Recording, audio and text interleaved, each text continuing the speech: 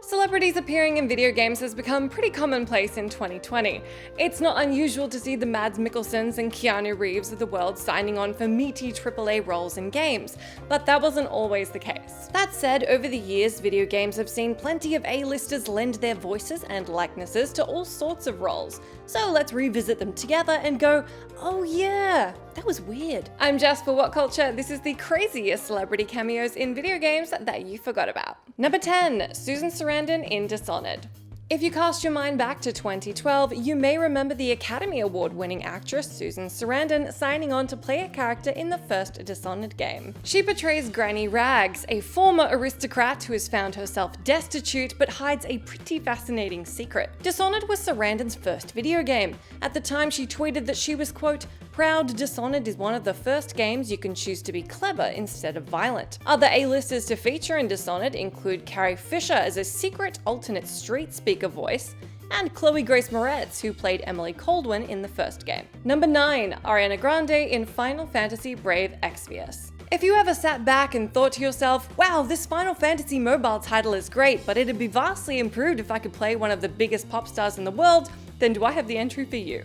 After arriving at the Dimensional Vortex in Brave Exvius, you can select the Dangerous Woman Tour event, knock out some foes, and recruit yourself a tiny pixel Ariana called Dangerous Ariana. She's got her latex bunny mask on from the Dangerous Woman art, so she doesn't actually look too out of place in the Final Fantasy verse.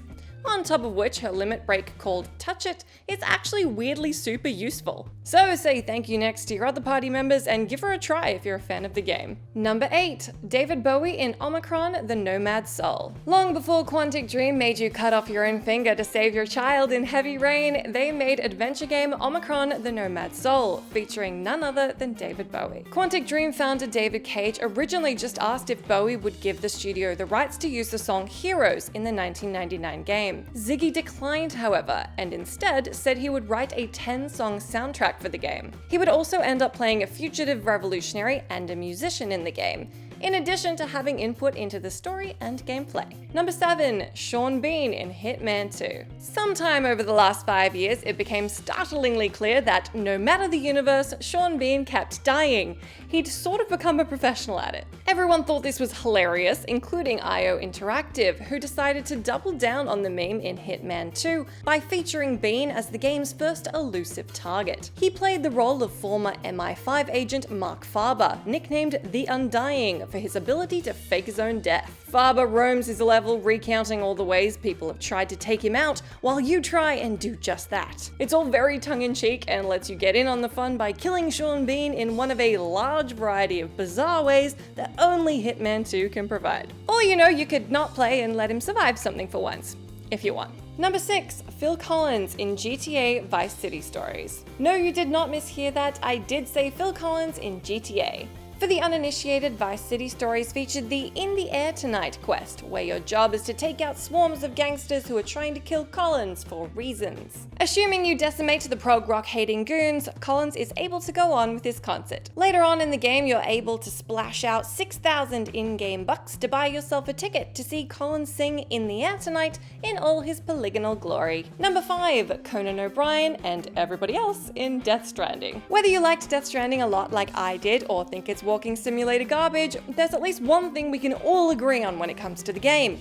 It has a lot of famous people in it. And I don't mean the star-studded main cast either. Due to the fact that everybody lives underground, hiding from the messed up world and displaying only in hologram form, there's plenty of room for recognizable NPCs. These included filmmaker Edgar Wright, industry heavyweight Jeff Keighley, and most notably Conan O'Brien. The comedian is called the Wandering MC and can be found at the home of the cosplayer. Once you're connected with him, he'll give you the sea otter suit, which makes swimming easier, so that's nice. Number 4, Ozzy Osbourne and assorted rock legends in Brutal Legend. Double Fine's musical action-adventure romp starring the voice talents of Jack Black is an absolute classic.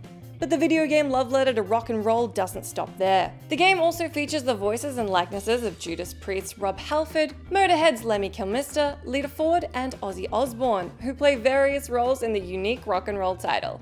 For a metal fan, it's a video game experience unlike any other. Number 3, Shaquille O'Neal in UFC Undisputed 2010. He may be an NBA legend, but those of you with a keen eye may have picked up on the fact that UFC Undisputed was in fact not an NBA game. So it was a little odd to discover Shaq as an unlockable character for the game's exhibition mode in the heavyweight division. I mean, the dude is 7 feet tall, so yeah, heavyweight seems about right. Unfortunately, the game didn't take the opportunity to bill him as a master of Shaq Fu, and instead he's listed as a generic MMA fighter. Number 2, Michael Jackson in Space Channel 5. Okay, so either you already know about this one and it's burned into your brain, or I'm about to tell you about it and you will never be able to forget it. So it doesn't really go with the title of this video, but let's talk through Michael Jackson's bizarre video game cameo. The Beat It singer actually reached out to developer Tetsuya Mizuguchi when rhythm game Space Channel 5 was almost finished, to ask if he could be in it. Naturally, the team jumped on the opportunity, and Michael Jackson was featured in the sequel as Space Michael, the chief of Space Channel 5, and ally against the evil rhythm rogues. This is a bunch of polygons you do not want to miss.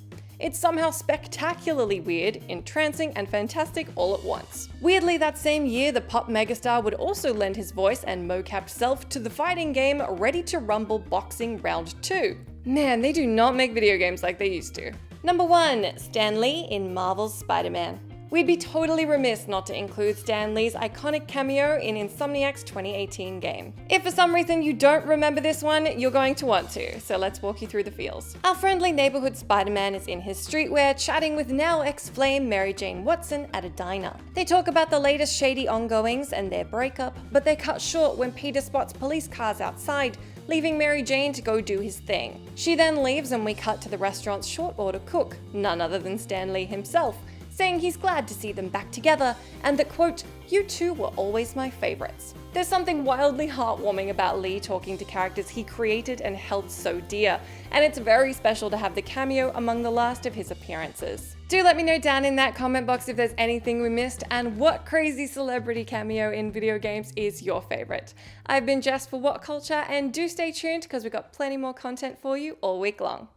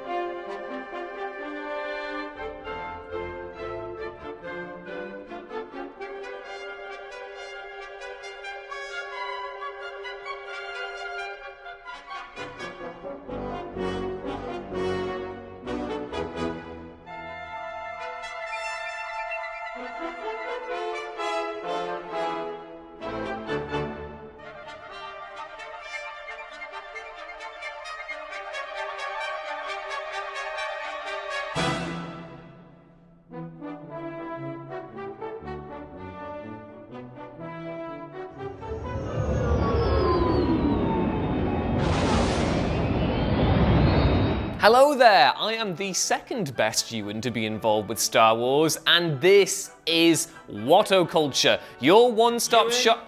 Ewan. Yeah, what? We're not calling it that. What? Changed it. What we change it to? WhatCulture Star Wars, just SEO, isn't it? So. I suppose you are right.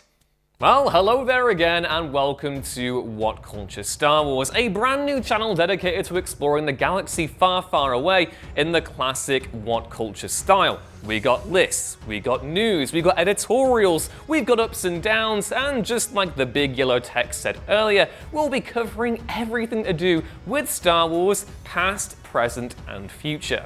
It doesn't matter whether you're a prequels kind of person, an original trilogy purist, or if you just really love the sequels. If you love Star Wars, this will be a safe, positive space to come and relax, chug some blue milk, and maybe even have a death stick or two, and yeah, just have a good time. It would be very droopy McCool of you if you could subscribe to the channel and follow us on social media so you don't miss any of our uploads going forward. That's all for now though.